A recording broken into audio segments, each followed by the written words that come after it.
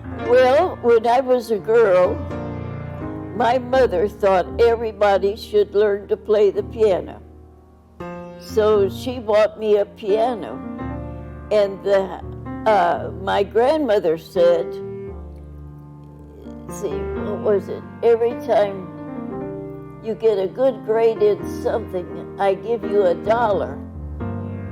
And you get that $1 towards a piano.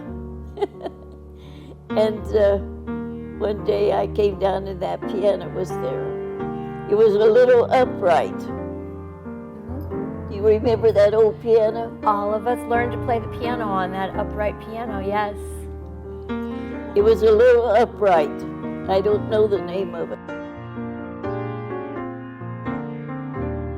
So there's another thing about this piano that I think is very special when I went to Kevin and talked to him about this gift.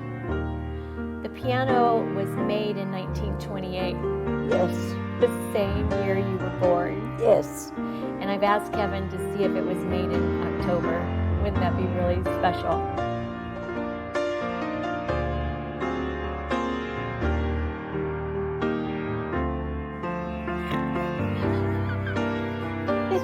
Yesterday, no, Thursday, she said something to me and she goes, I'm just getting your goat. She's what? When you told me, I'm just trying to get your goat. I said, I'm putting a goat in your niche. I am. I'm going to put a goat in there. I said, you want my goat? I'm going to give you a goat. I'm putting a goat in your niche. I'm going to take the goat out of my nativity scene and I'm sticking it in there with you. You're going to be like burying you in Egypt. I'm putting things in there with you.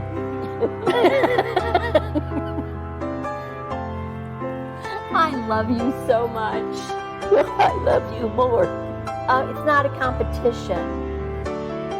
Is that what I always say? Always, yes. I love you more.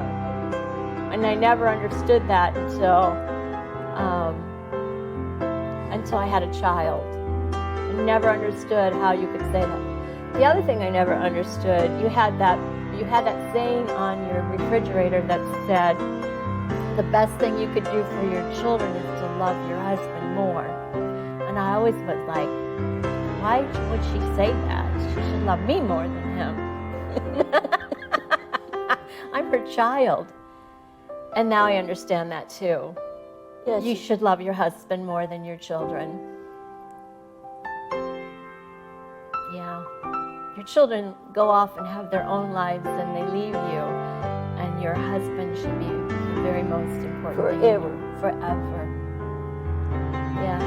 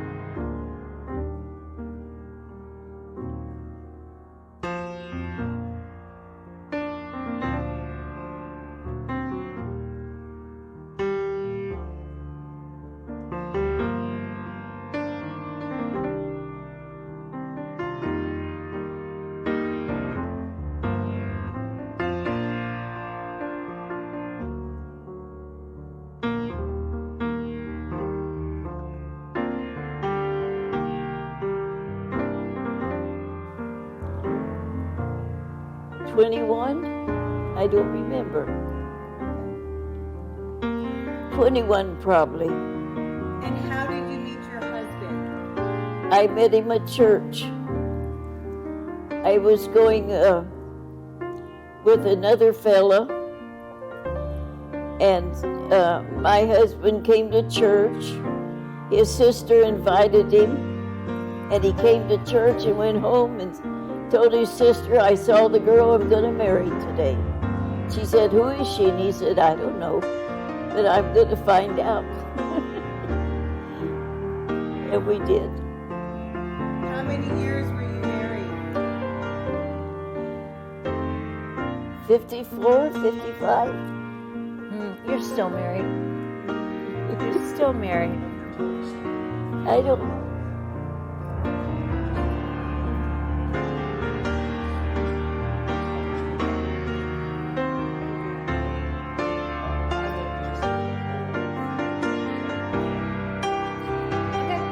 Can you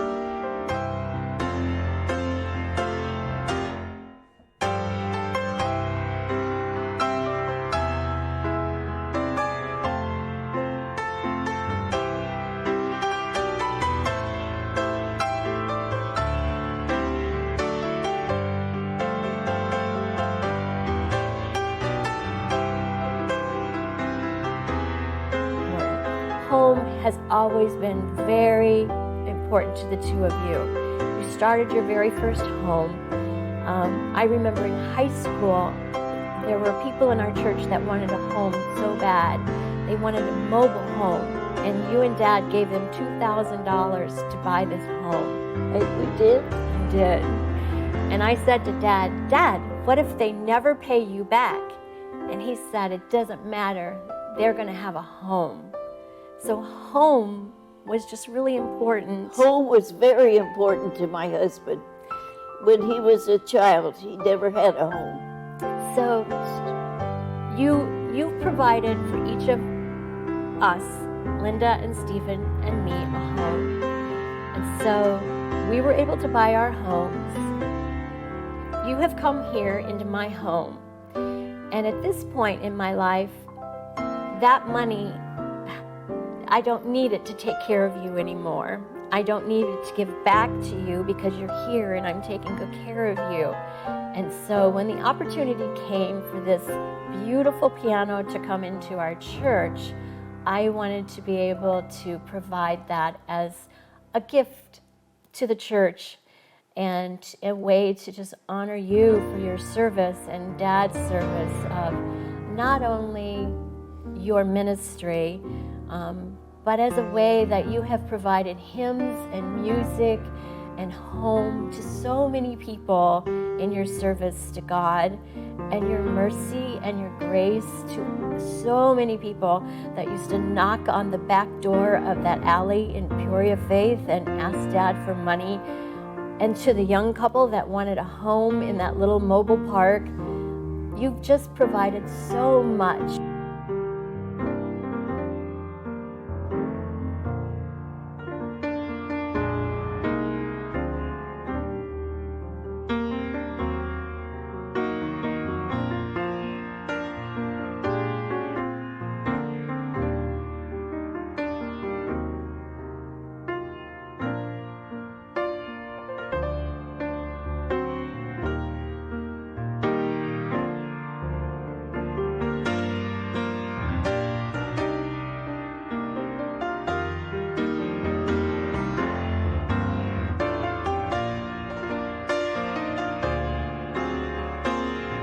I miss that piano. I wish I could have brought it home with me.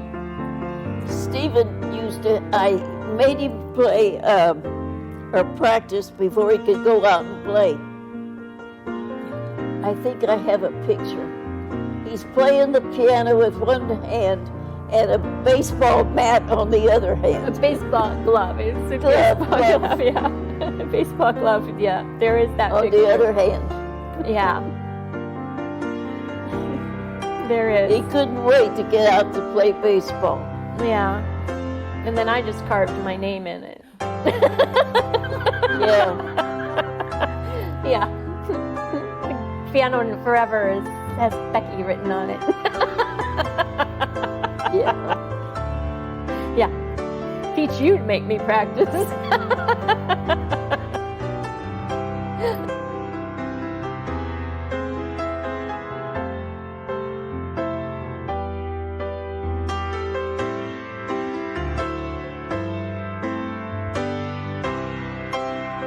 Very most important. Forever. Forever.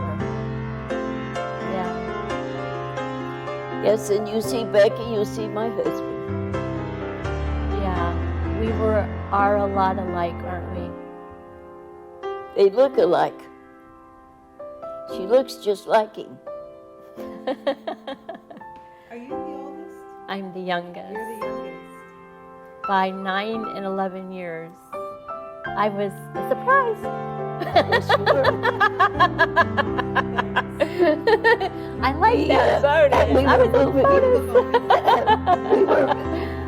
bonus. we were moving to a new church, brand new church, from Illinois to Indiana. And we had a baby bed that we'd carted around for I don't know how many years. And my husband said, I'm not moving this baby bed. He said, we'll never have any more children. So we gave it away. I had Becky right away. But what did he say about me? You were so upset. But what do you remember what Dad said about me? It's one of the things that it was endearing. He said, well, Betty, this might be the child that'll take care of you when you're old. Is that what he said? Yes. And where are you now? And I'm old and you to help me. Yes. You are right here living with me. Yes, I am. I am. That's what he said. You'd be up living So in... we gave the baby bed away. Yeah. You'd have to be living in Indiana in that cold Indiana snow. Yeah. That'd be sad for you. You'd be in Indiana living with...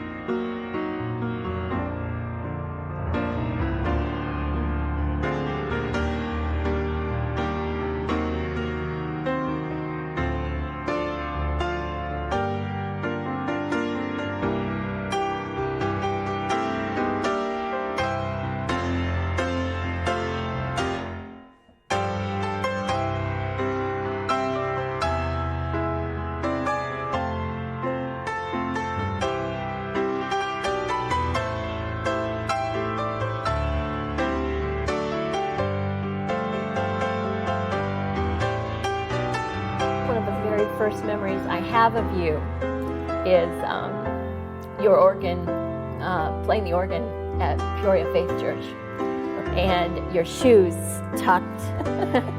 I took my shoe off You took both your shoes off, Mom. because I didn't know anything about playing the organ.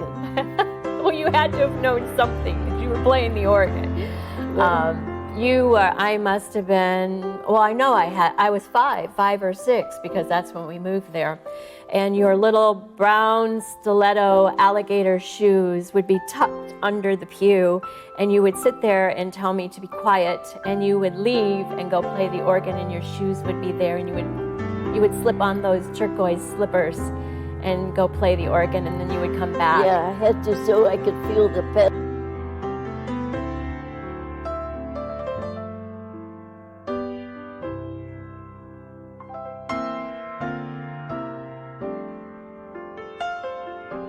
Mark, you've just provided so much, and although you may not think that you play the organ well, there are so many people that got married that wouldn't have had an organist.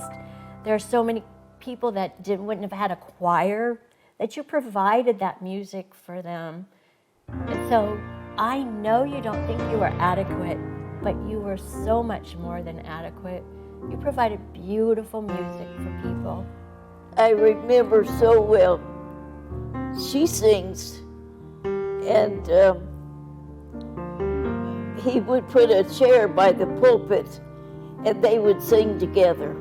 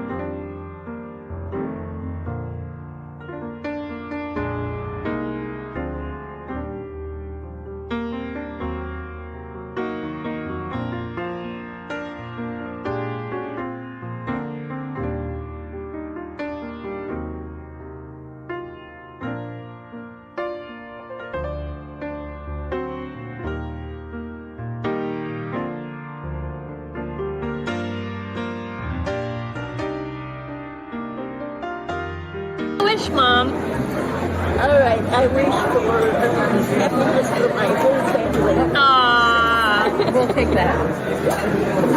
All right, blow your candles out.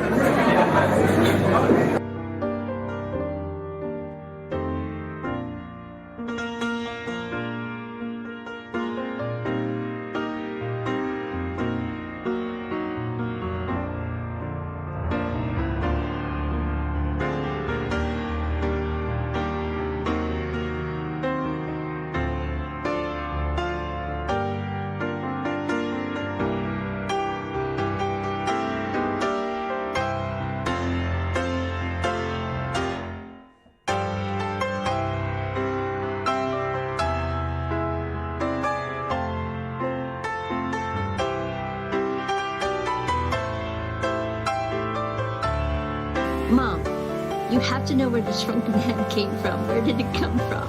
Probably my grandfather's. And how did he get a shrunken head? I don't know. I just think it's odd that you have this little tiny head and it's even got He teeth. probably gave it to me when I was real little. Sentimental. Make it sentimental. Where do we go? See, are we gonna sing?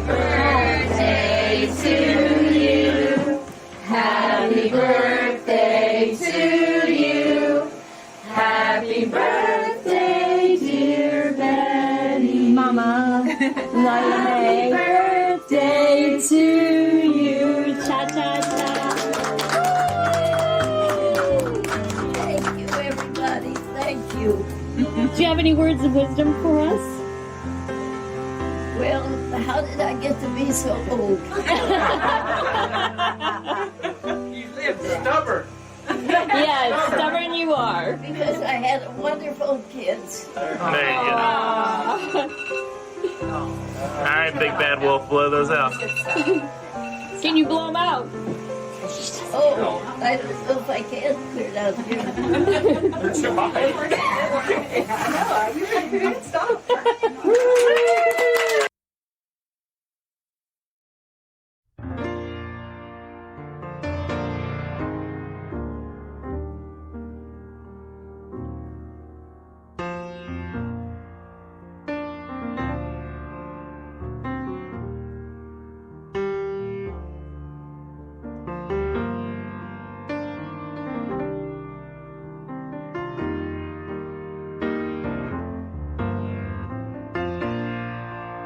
Grandma would say, Betty, play Claire de Lune for me. And I'd be curled up on that little white leather chair and you would play on the organ Claire de Lune. And I can't play it at all. That is not true, but you did play Claire de Lune. And so music has become just so very, very special to me in my life. And Dad's ministry and just his words of love and compassion for others.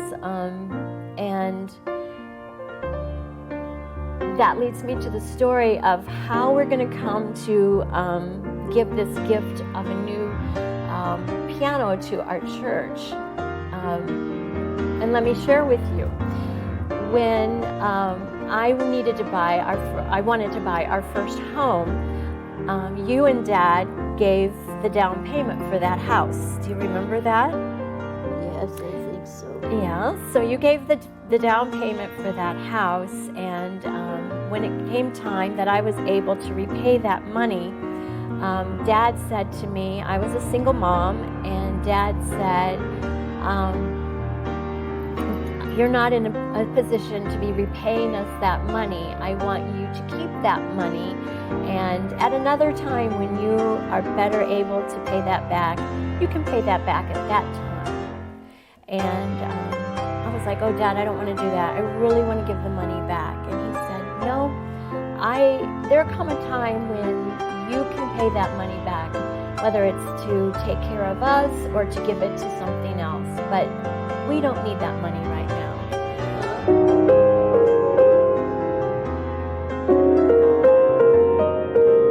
I love this.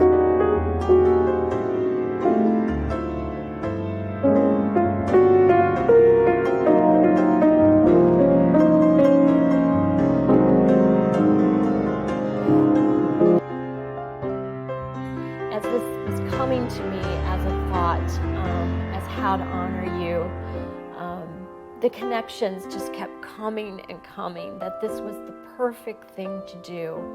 And then Kevin said, because there were several things I wanted to do to honor you. And as Kevin sat there, he said, and he was telling me 1928 and Illinois and the story of the Polish man. It just became so clear that this was a way God was going to honor you as well. Because this is not my money, this is your money. I just felt, he said, for years and years and years to come, hundreds of years from now, this piano will sit in this sanctuary. And people will hear these notes, these hymns, this music played on and on and on, because I truly believe that once we sing notes and once notes are played, they never leave. They are continuing to move into the galaxies forever. And that will be you. The notes you've played in the past, the notes that I sang Sunday in the Requiem, they're there and they never ever leave. And this is just the most marvelous way to honor you, is to have that there.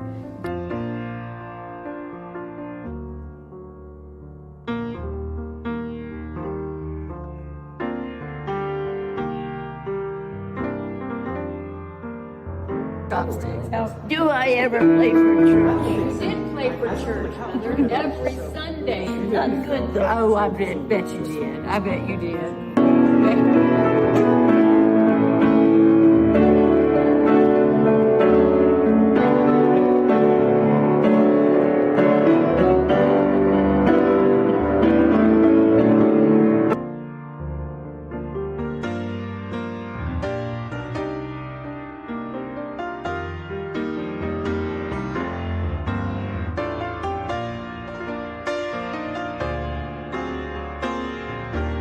Take your time. My fingers don't do it like they should. You see. And then this goes down like this.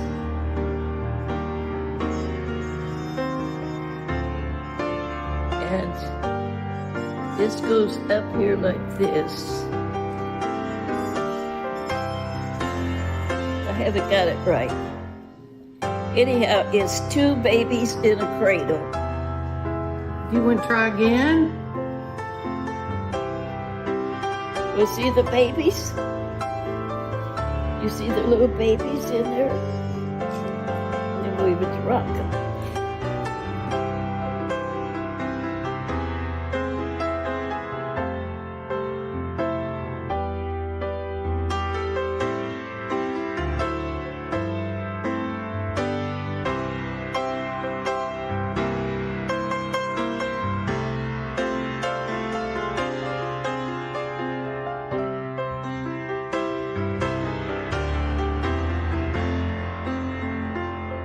Those notes will be played.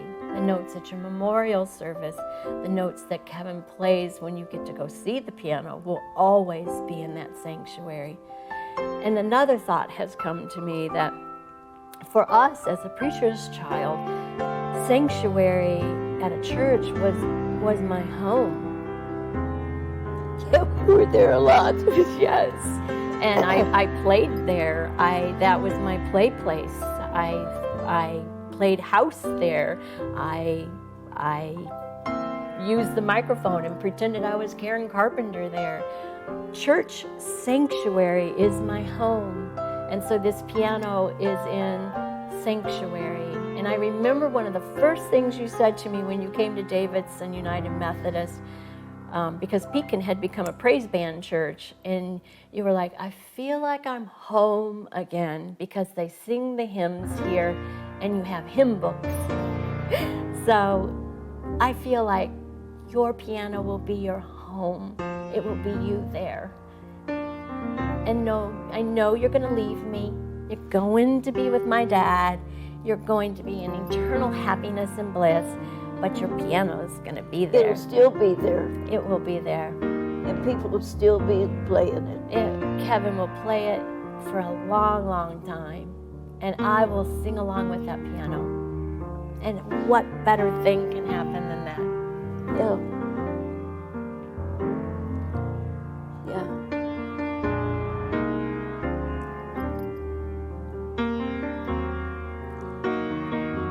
And I want you to sing and play His Eye is on the Sparrow.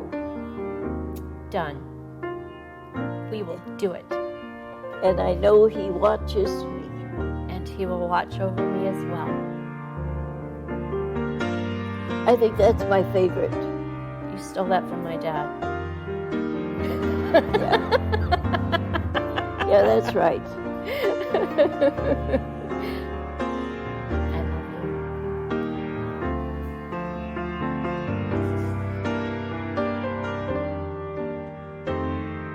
I sing because I'm free. His eye is on the sparrow. And I know